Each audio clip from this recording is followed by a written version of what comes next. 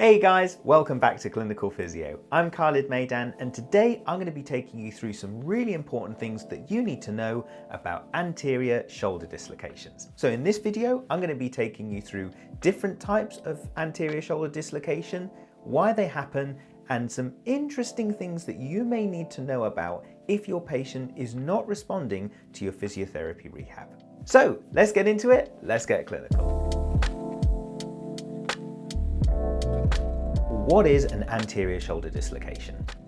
Well, the shoulder can dislocate forwards when the head of the humerus or the arm bone moves too far forward in its socket, known as the glenoid of the scapula. And the main reason that this happens is when the arm is placed under too much instability. Now, this can be due to a traumatic or atraumatic cause. Traumatic causes of anterior shoulder dislocations tend to occur when the shoulder is placed in an excessive position of combined abduction and external rotation, meaning that that head of humerus can be pushed too far forwards in the joint. You're normally going to find that this is going to be involved with heavy movements and heavy forces. Common examples include rugby players whose shoulder is pushed out of position, or perhaps even weightlifters who are lifting a weight and then the weight falls backwards, meaning that they expose their shoulder. So how about when your patient has an atraumatic shoulder dislocation, not due to trauma? Well, two ways of describing this can be when the shoulder is born loose or worn loose.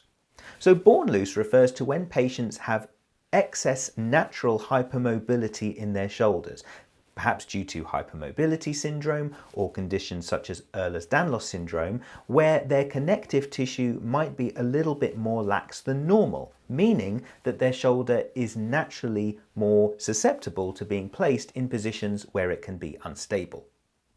Now, worn loose refers to when the shoulder is repeatedly placed in that abduction external rotation position through repeated movements. The classic example of this is a baseball pitcher, where you'll see plenty of photos of them getting into these really high level positions of abduction and external rotation as they're throwing a ball. And when that happens over a period of time, it can make the shoulder more unstable and vulnerable to a dislocation, meaning that they might find that their shoulder can pop forwards even without a clear trauma to cause it. So as physiotherapists, we might use strategies such as upper limb shoulder strengthening, lower limb strengthening, proprioception and stability exercises to try and help rehabilitate our patients that have had a shoulder dislocation. But let's say you've been doing all of those things and you're finding that the patient's symptoms haven't been improving. Here are a couple of bony changes that you might need to be aware of, and if so, you might need to refer the patient on to see an orthopedic consultant. So first of all, we're going to go through a Bankart lesion. So just to orientate you from this diagram, we have the scapula, the coracoid process at the anterior part of the shoulder, and the humerus or the arm bone. So when your patient has an anterior shoulder dislocation, the head of the humerus can be forced against the antero-inferior part of the glenoid or the socket of the shoulder. And when it does this with such force, it can tear the soft tissue cartilage of the glenoid labrum. When it does so, it leads to this, which is called a Bankart lesion.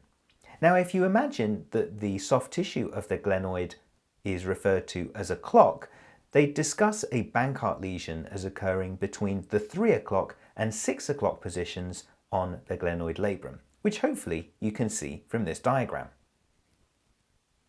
Next, we wanted to mention a bony Bankart lesion. So whenever your patient has a traumatic shoulder dislocation, they should have an X-ray in the emergency department.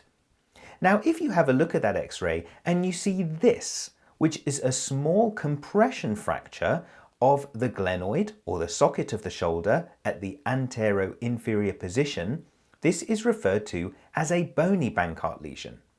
Once again, this injury occurs at the 3 to 6 o'clock position and occurs when the head of the humerus is forced right up against the anterior part of the glenoid socket. And when it does, it can cause this fracture of the glenoid bone around it, which we call a bony Bankart lesion. And you can be sure in 99% of cases, if your patient has a bony Bankart lesion on X-ray, it probably also means that they have the soft tissue Bankart lesion. Now finally, we wanted to talk to you about a Hill-Sachs lesion. So here's the diagram of the shoulder again. And when the shoulder dislocates anteriorly, it can also rotate a little bit laterally. As it does so, this means that the posterior or back of the head of the humerus or arm bone can again impact against the socket, the glenoid. If it does this with such force, it can create a compression fracture of the head of humerus like this, which is referred to as a Hill-Sachs lesion, which you can see quite nicely on this X-ray.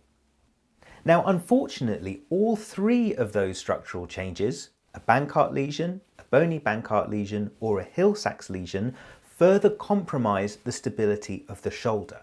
So if you're finding that your patient is becoming repeatedly unstable and is experiencing multiple dislocations or that feeling of instability despite your rehab, you may wish to refer them back to the orthopedic consultant so they can look for those issues on imaging.